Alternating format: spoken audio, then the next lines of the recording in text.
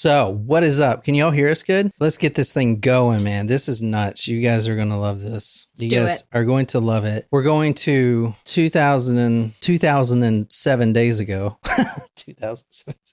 All right, this is breaking in the news, and this is in Utah. So who lives in Utah? This is a Mormon story, man. Oh, are they wearing holy underwear? You know, you can't even buy that shit. I've been trying to buy holy underwear on like eBay, and it's just not there. Like you can't buy it, I swear. Try to buy it. I'm assuming you have to go to the special store. What do you mean? Like you can't just, I'm sure there's like a store for holy undergarments in Utah, I guess. Are you making fun of people from Mormonism? Their underwear protects them from explosions and car wrecks. Did you know that? That's crazy. Pretty impressive. We actually need to test it. Maybe I should start wearing underwear. I don't know. Can we actually test it? Because, I mean... How can you prove that shit? We got to get some and then test it. What's the... So I'm just going to like have you as target practice in the backyard if you wear it. Yeah. Daniel says, John, if you believe in holy underwear, I got a bridge I can sell you. What? This isn't going to be like a storytelling, me telling you stories and then everyone sit in a circle kind of shit. But this is breaking news in the news right now. And I was super interested in this last night when I was drinking. And I was like, whoa, this is crazy. I wonder if anybody's heard of this. This is going to be kind of different, right? Because everyone probably on live chat knows what it's like to lose a loved one, I would say. And that just brought the tone down. Yeah. Thanks. Well, luckily, there are some very talented people out there who can channel their own sorrow and grief and spread the message to everyone else in the world. So this is going to be kind of different tonight. You're like, what is going on? I have no idea where the fuck you're going with this. We're actually talking about an author and a new book tonight. I know this is different, okay? This is different, but... I'm really worried about where you're going with this story. What do you mean? I'm trying to promote this author and her book. Jeez. Mm-hmm. What's up, Michael? What's up, Michael? Everyone knows what it's like to lose someone, but I wanted to kind of promote a new book tonight. This is by Kouri Richins, and the book is called Are You With Me? I usually don't promote things like this. We're not actually getting paid to promote this. Nope, we sure aren't, because I'm not sure where he's going with this. Like, do I have to talk about a murder every time? No. Technically, this is true crime. Which could be so many things. It could be just robberies. It could be, Ponzi schemes, technically, missing persons. I can't just have a wholesome story once. I mean, after all the murder. Are we just going to show puppies? Because that's the only wholesome thing that's out there in this world. All right, I'm going to send you something right now. Oh, boy. Let me tell you a little bit about this book. It's called Are You With Me? And it is about how to cope with losing a spouse. Not only just the spouse's significant other, their grief, but also the children's grief, too. I mean, that's a hard topic. I'm going to go, we're going to start me not knowing it, the fact that I don't know anything, and I'm just going to go benefit the doubt. That is a heavy topic that a lot of people experience and need help coping with. The more tools out there to help, typically the better, although I say that, again, cautioning what this story's about. Who knows? I don't even understand what you're talking about. So I don't self-promote usually, but this book, Kouri Richins, she wrote it about a year ago from today. She lost her husband, and they have 3 kids together. So I wanted to do this story to kind of promote this book, I guess. And the book's called Are You With Me? You see the husband in the background there. Mm-hmm. And then this is one of the kids. Okay. I'll talk a little bit about the husband, but before we get started on the real episode, I just kind of wanted to shout out this book because it kind of struck a chord with me. And anyway, I'm not going to go through the different segments of the book, but it's how to deal with grief. So if this is any interest to you, you might want to check it out. But she does talk about the 4 C's of how to deal with grief: connection, continuity, care. And you know what? Just go ahead and read the 4 C's. And this will kind of sum up the book. Connection. Keep the person's spirit alive who has passed. Talking about them, sharing memories of them, doing the things they used to do, letting children tell stories of loved ones. Continuity. Try and keep routines and schedules as normal as possible. Sports, school pickups and drop-offs, living situation, friends, etc. Keep their normal daily environment for as long as possible. Care, affirming their feelings, understanding when they are sad, mad, lonely, and talking about those feelings and letting them know it's okay. Don't try to change their feelings, but let them cope with the stages of grief with plenty of hugs, kisses, and empathy. Cover up. Make sure there is enough poison in your husband's Moscow Mule to kill him, and then write a children's book about grief. Oh, shit. And there it is. Yeah, last month in March, this lady, her name is Kouri Richins. She published a book and it's been pretty popular. The book is called Are You With Me? It is about a woman that lost her husband and how her kids deal with the grief and how to just survive. And this is her right here on Good Things Utah. It is not Good Things anymore. Oh, man. I mean, all right. How crazy is this, right? She was just arrested for murder. How do we know that she poisoned her husband with her husband's Moscow Mule? I'll tell you. And that's why you had asked me if I wanted a Moscow Mule earlier today. Okay, a little bit more about the book. She appeared on Good Things Utah 1 month before she was actually arrested, which is 7 days ago she was arrested. Basically, we have here a children's book to aid in coping with grief. So this was published, was it April 23rd, 2023. But there's an editor's note here. It says Kouri Richins appeared on Good Things Utah 1 month before she was arrested in connection with her husband's murder. No matter if it's a parent, a sibling, or a friend, talking about loss with kids can be a tricky subject. Joining us now is author of Are You With Me? Kouri Richins, to share her 3 C's to helping kids cope with grief. And Kouri, I want to start with your story. What happened in your personal life? So my husband passed away unexpectedly last year. So it's March 4th was a 1-year anniversary for us, and he was 39. It completely took us all by shock. And we have 3 little boys, 10, 9, and 6. And, my kids and I kind of wrote this book on the different emotions and grieving processes that we've experienced last year, and, hoping that it can kind of help other kids, deal with this and kind of, find happiness. No one's that audacious to write a children's grief book after killing their husband. So was this was she an author previously? I'm curious, did she murder her husband because she had an idea that she could write a children's book about grief and nail it? I mean, she's like an up and coming author, She's getting there. She's already pretty popular. Did she murder him because she wanted to write a book and try to get famous from it? No. Or did she murder her husband because she hated it and then the idea for the book came later? In the book, decided to capitalize on it. Just curious. So in the book, she talks about the father. Now, keep in mind, they have 3 children. So to cope with the father's death, she would tell the kids to always keep him there. Quote, Dad is still here. It's just in a different way. She talks about how the, quote, nights are the hardest.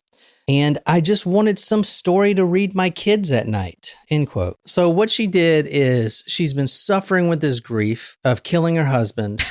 Of losing her husband. And then, her kids have been suffering. So she goes on Amazon, Barnes & Noble, all these places to try to find a grief book. There is none. So she writes it herself. And then 1 month, literally 1 month to the day after it's published, she's arrested.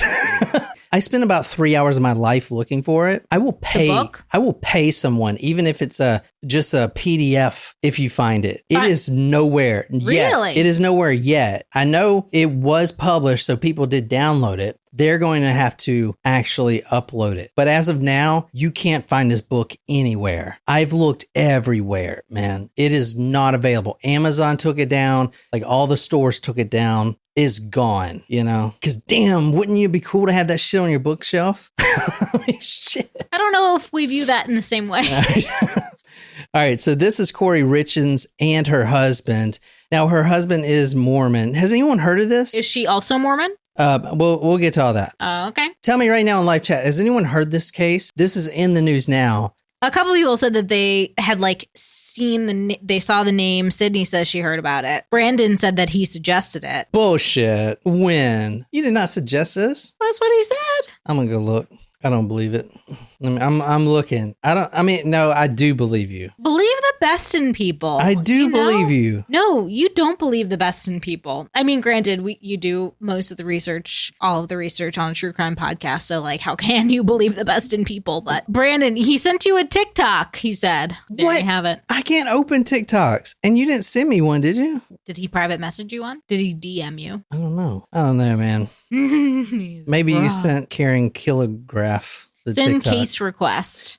Yeah. So what do you think so far? Let's go back. Let's give this lady the benefit of the doubt, okay? Because perhaps, and she is not actually appearing in court until the 19th of this month. So, 4 days from now? Let's give Kouri the benefit of the doubt. Let's go back to the night when her husband passed away. Because maybe she is grieving, and maybe she's been set up. Maybe someone's trying to, bring her down. March 4th, 2022. It was 0322, which is what?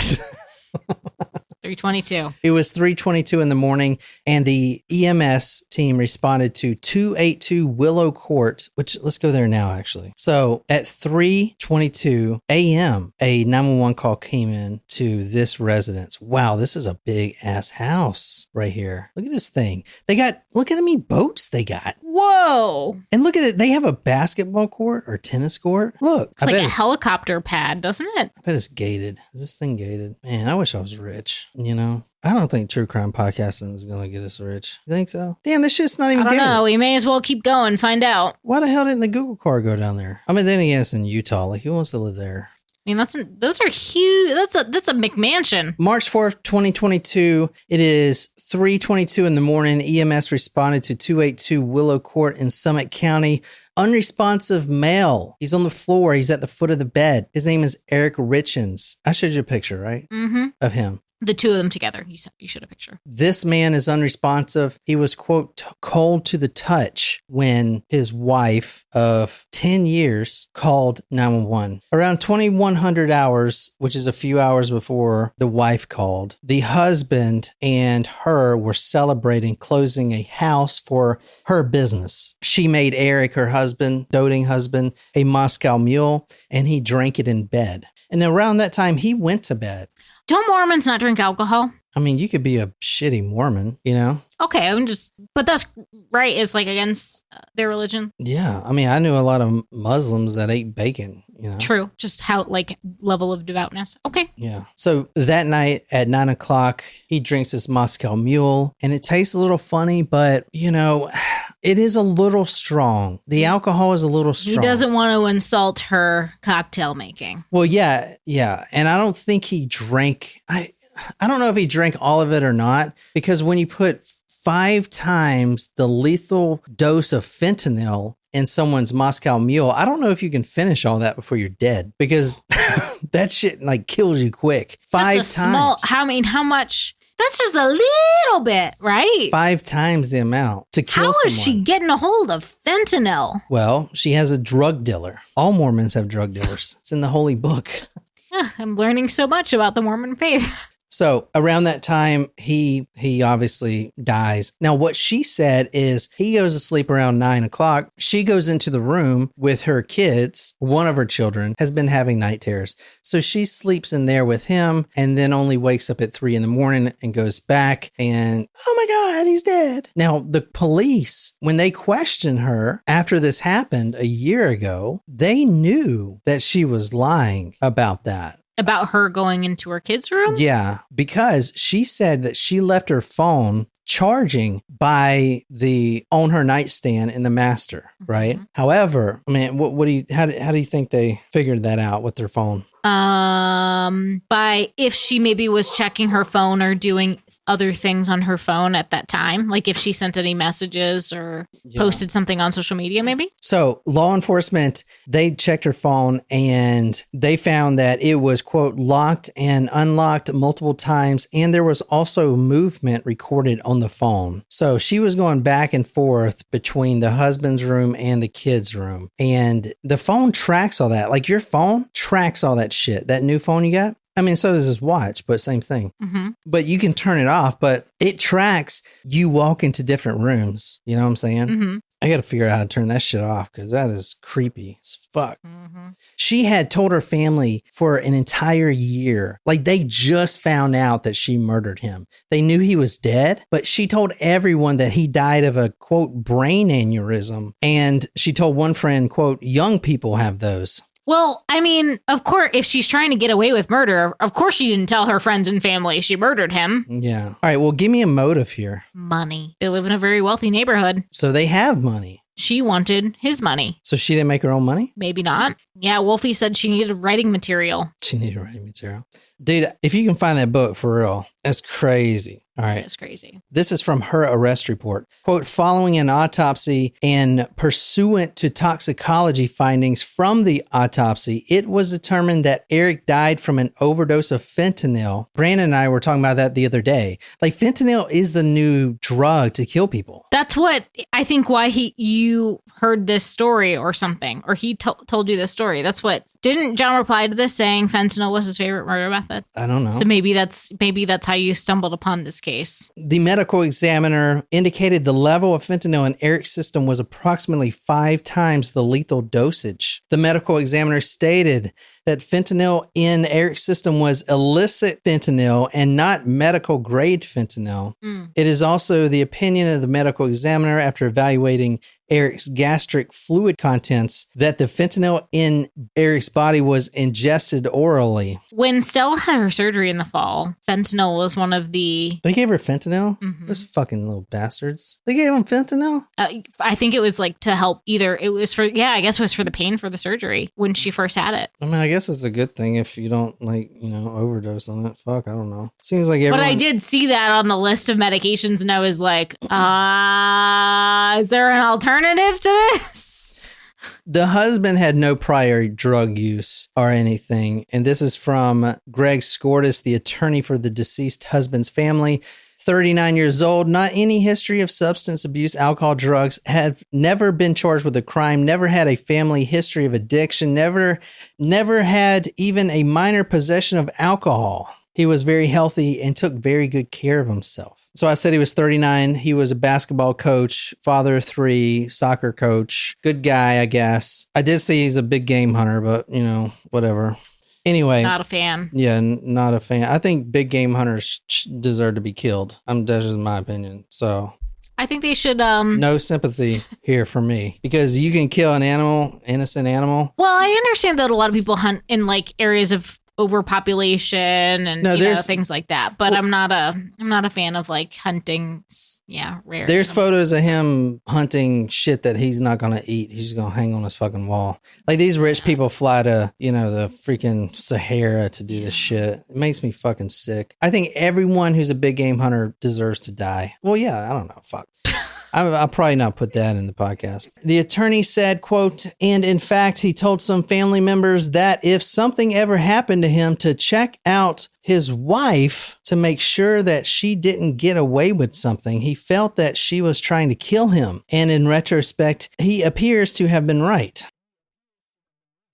So Eric was independently wealthy. He owned this masonry business that was started in 2009, and I guess it was really successful. He owned it with a partner. It was a C&E stone masonry. He owned it with a partner, Cody, and I guess they were really successful. You saw the house they were living in. Gorgeous house. Yeah. So you think the money's motive?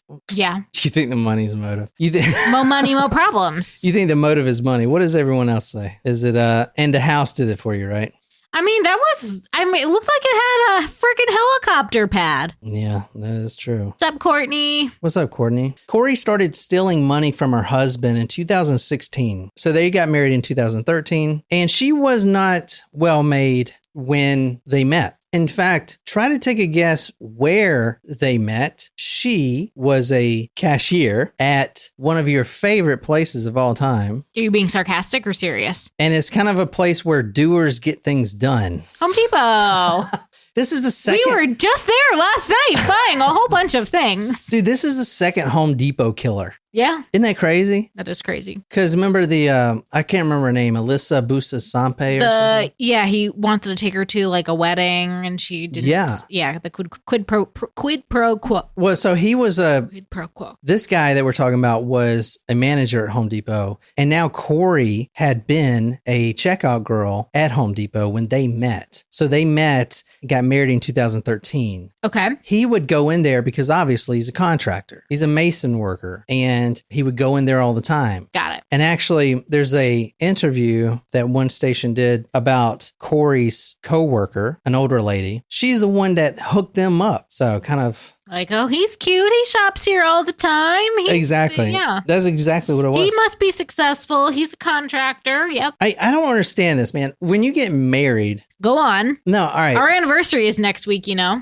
No, when you get married, like, how do you steal money from someone? Like, if you're married, I thought you have shared financials. Don't we? Yeah. I don't understand. So, I would know if you took money out of the account because I check it often. Like, I manage the money, so I would know. The reason I'm saying this, guys, in 2016, Eric had came out to his family and said that Kouri was having extreme financial troubles. But they've been married for 3 years. Some people don't share accounts. So she's like broke, living in this mansion, and it seemed like he's not giving her any money. Like she's going through financial from what I've found out so far. Anyway, in 2016 she started stealing. In 2020, they saw that $100,000 came out in those years from his bank accounts, which she didn't have her own bank account, or she did, but his had all the millions of dollars in it, like millions and millions.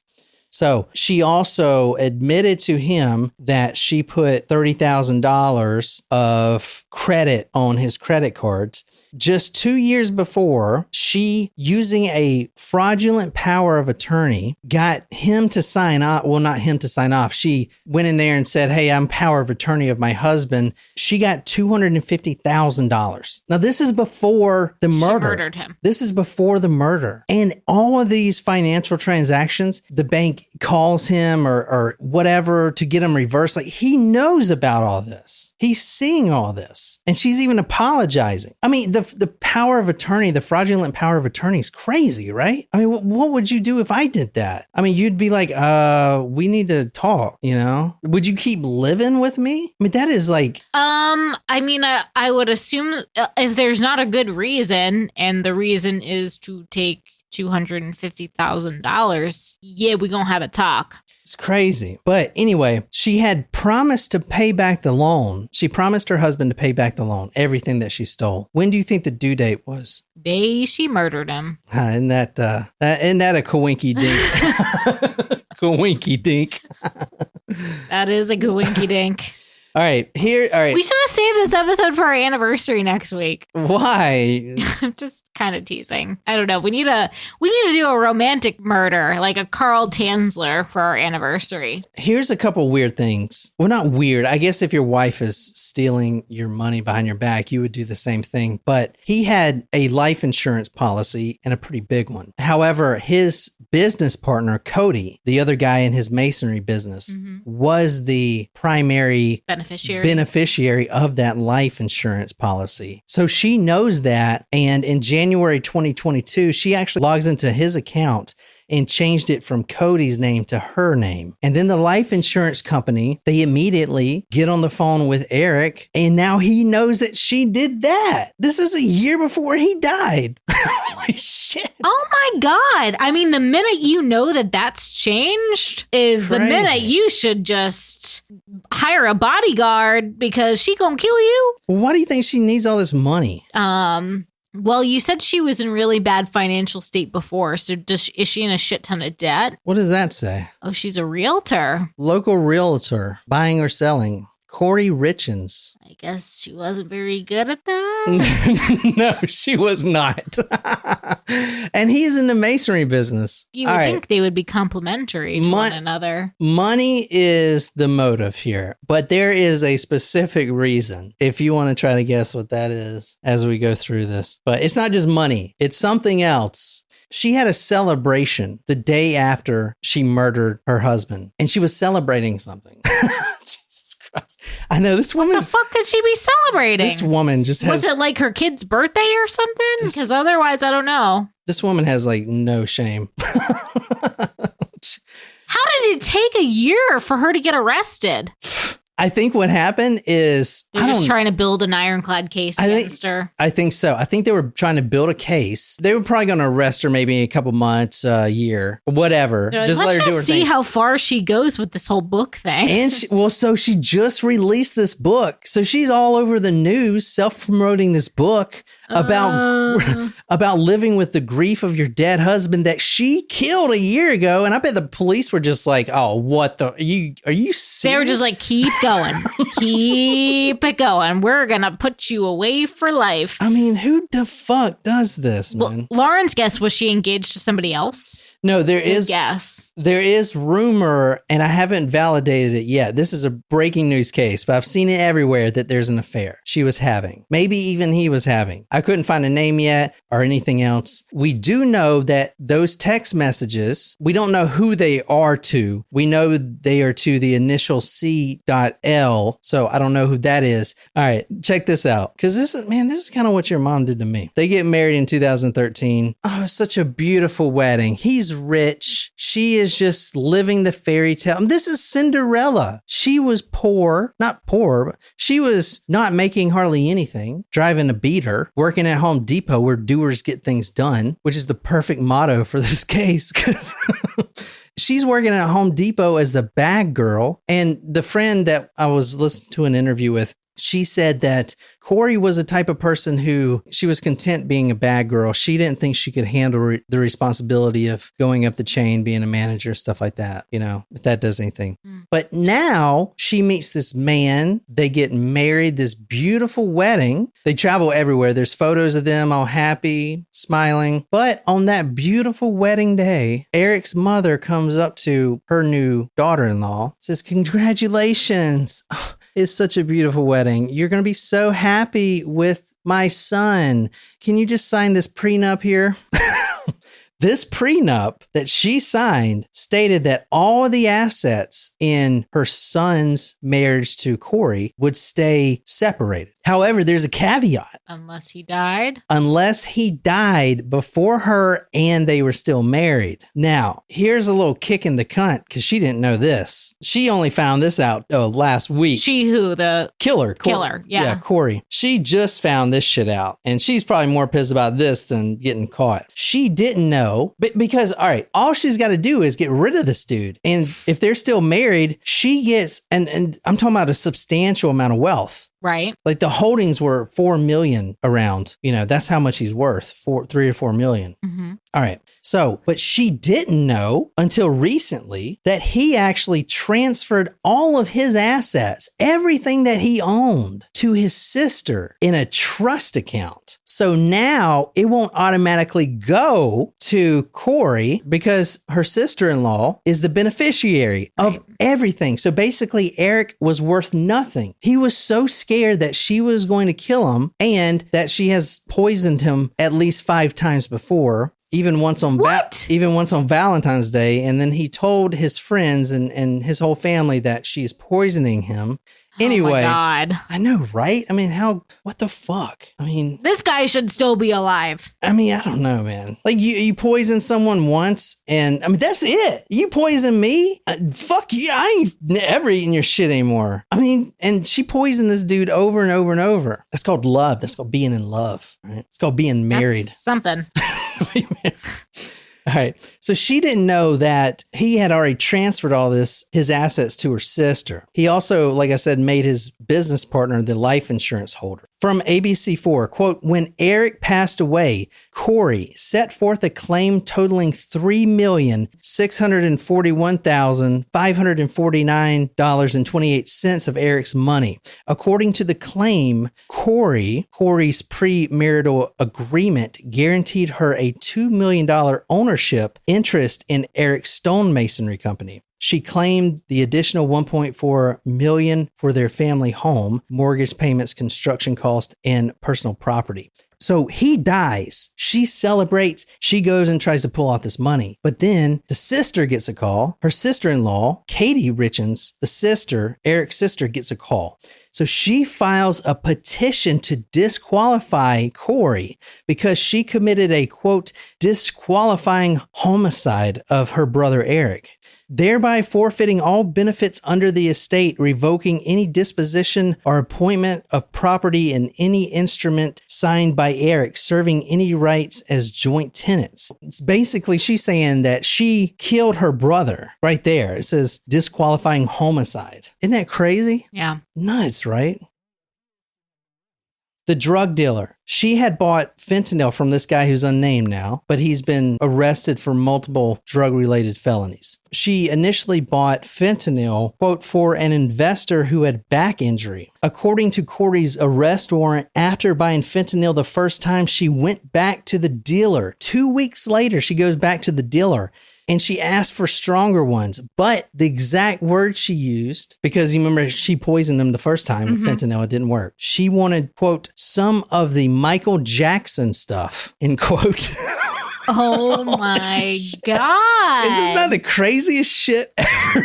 What in the world? So she placed 2 orders with him, $900 each of fentanyl. Jesus. I know, man. This is like a fucking train wreck happening in real time. Eric Richins, and this is from her arrest report, told a friend that he thought Kouri was trying to poison him after he got sick following a February 14th, 2022 Valentine's Day dinner at their home. The warrant also says, quote, according to a sister, Eric and his wife went to Greece a few years ago, and after his wife gave him a drink, he became violently ill and called his sister saying he believed his wife had tried to kill him.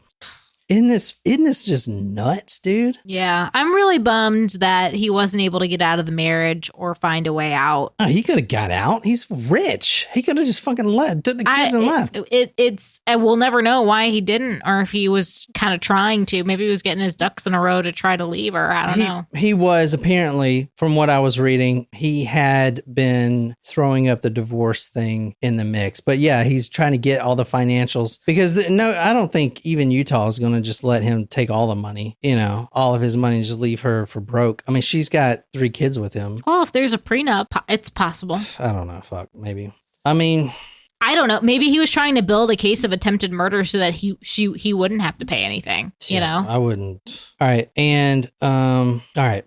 This is the real reason why she murdered her husband, Eric. All right. Let's go back to when he died. This was when March 4th, 2022. The couple had been arguing over a new property. Apparently their house wasn't good enough for them. They have a effing basketball court. Mm-hmm. They wanted to build a grand home. And in fact, what they were going to do is buy a home that was halfway already built. And Eric, now we know what he's worth, $3.6 million, said, no, I can't spend $3 million on a new home. It's everything you have. Exactly. But she was adamant that they get this house right here. Holy shit. Look at this fucking thing. It's a castle. I know, right? I mean, what do you do with all that room? So you see that other house back there? That's the guest house back there. The guest house alone is 3,000 square feet. What? Isn't this nuts? Yeah, that house back there. Someone on this YouTube comment, oh man, I wish I got this first, but she said she killed her husband over this. The layout is horrible. I mean, look at this shit, man. Monstrous. I know, right? I mean, it's got, look, there's a locker room that goes into a basketball court. Let me show you the basketball court. I mean, so she wanted this bad. And then he was the final decision maker. And he said no. And she said yes. I mean, that's just a... And that separate house is the guest house? Yeah, that's the guest house, dude. Oh my God. that kind of makes you like a little sick, doesn't it? Yeah, it makes you really fucking sick. I mean, the guest house is twice the size as our house. How fucking stupid. What the fuck? So apparently this house, and this is kind of, you won't find this anywhere. I saw this on a Facebook comment. So Maybe 3 times the size. apparently, of the guest house. apparently this house was owned by some MLM company that went bankrupt. LuLaRoe, is that a thing? Oh, yeah. So anyway, I don't think that's related, but they defaulted on it, and then she wanted it. I mean, I will who say the fuck's gonna need this? $3 million is probably a steal for that. How huge that is. That's probably a $12 million house. I mean, I don't know, man. It's in the Utah. Well, there's nothing wrong with that, but it's just, I mean, there's no beach, There's like nothing, man. The grass isn't even green. Look at the grass. How many acres does this sit on? I don't know. I think it was 12. It's a lot of, I'd say that's a... All right, well, you go and move to damn Utah. I will care. not, but I'm just saying. Yeah. And also, I would never want something like that. The house is $3.7 million. That's what they had to pay for it. That's all of his net worth. That is literally everything. Stupid. Why would you? That's a horrible financial decision. That's why he said no. Right. And they were just arguing. That is why he makes the money and manages the money. You know what I mean? To save them from somebody who would spend it all on one property and be house poor. You wouldn't be able to make your monthly payments on that. Even if you pay for the full house and property in cash, the maintenance of a property like that is probably $15,000 a month just on the electricity, the heating, the cooling, that stuff. So even if you can pay for the house in cash, you're paying $15,000 a month, probably just on all the other stuff. Last thing here, New York Post is the headline. Kouri Richins threw massive party day after allegedly killing husband. So, what do you think the party was for? It wouldn't be because she just closed on that house, would it? She closed on that house the day after she killed her husband and then threw a party and even invited the husband's family because the sister, who had all the, was the beneficiary. I mean, wasn't the family like, what the fuck? Wouldn't they have known immediately? Yeah, they have been. They've been trying to get law enforcement to do, to go with this. And then all of her shameless self-promotion with this book. I mean, it was driving them nuts. Wow. But she invited the sister-in-law to this party. Your brother just died 12 hours ago. And now she's throwing this party because she decided to close on the house by herself. I mean, it's just like... when she actually had no access to the funds. Quote, where she was drinking and celebrating. She actually assaults. Honestly, she's a fucking idiot. I know, right? She assaults her sister-in-law at that party. What? I know, right? I mean, can you even make this shit up? I feel like this was like a joke. Like The Onion did this story. Right. Holy shit. Jesus Christ. I want to punch her in the face. I mean, how do you screw up so much shit? You know what I'm saying? Dude, she deserves to never see light a day again. Well, I saw that the state of Utah just approved the what do you call it? The firing range death penalty. Oh, I'm surprised that they have the death penalty legal there. Okay. Yeah. So that's what, I saw that someone posted that on Facebook. So well, there you go. But anyway, if you can find this book, get it. Like, even if you have to buy it on eBay or whatever. That's wild. This is her best-selling book called Are You With Me? Now, does this cover really creep you out? Look, the husband's up there in heaven. What the fuck? With an angel halo. Holy shit. The audacity of this fucking woman. Cannot believe it. Someone had mentioned earlier that you usually have an affinity for the lady killers. What's your sympathy level on this gal? I don't know, man. Because so I have an affinity for like Shayna Hubers. She was, from my opinion and my research, the guy was cheating on her and kind of hitting her, maybe not hitting her, but pushing her around, and she just snapped. Like, those are the women that I want out. But with this woman, I don't know. I'd probably give her 15 years, 20. What? See, you're a softie. You are such a softie when it comes to that. You can't put her in prison Lock forever, her up, man. throw away the key. Yes, you can. I don't know. It's 4 counts of attempted murder, embezzlement, fraud, multiple counts of fraud, technically, because she did the fake power of attorney, the wire, like any sort of stealing from her husband initially. Yeah, but hold on. If that was in 2016, there is a statute of limitations. Oh. It is for the fraudulent stuff. You know I'm right. Depends on, I don't know what the statute of limitations. 7 years, I'm pretty sure, right? I don't think so. I do not think it's 7 years. And she would have multiple counts of fraud. Like her most recent use of doing something, changing the beneficiary, that's fraud. Doing there would be multiple counts that the state could and can charge her with beyond just murder. So I hope that they do, because I'm sorry. Bye, bitch.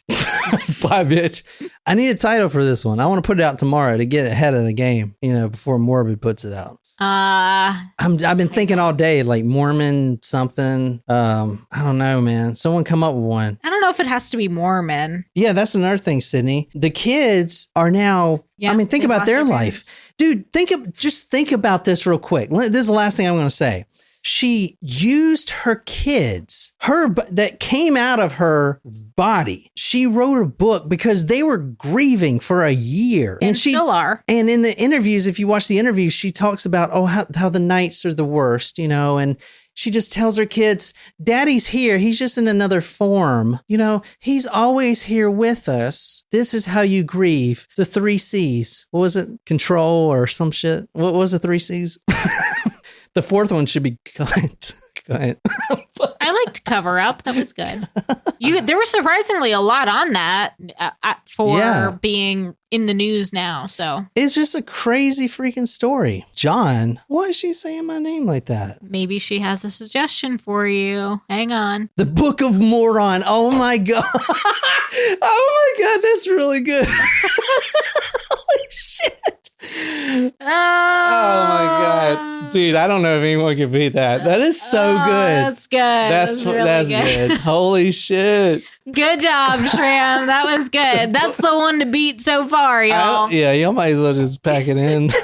Yeah, even Brandon goes, actually, that wins. Holy shit. Well, I'll message you later and see what you want. I got a bunch of cool stuff in. We got to get on the prizes too. I got to post them on a website or something. I got a bunch of cool stuff in. I have some autograph pictures coming in from we got to do some pictures when everything comes in so people know what prizes they can pick from. Yeah, but I have I bought on this autograph website that I guess they contact these authors and buy a bunch of, or get them to sign a bunch of pictures.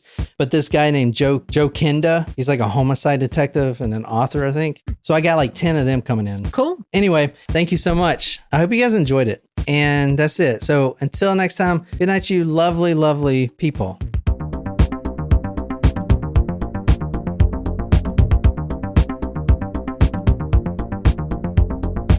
Bye, bitch. Bye, bitch.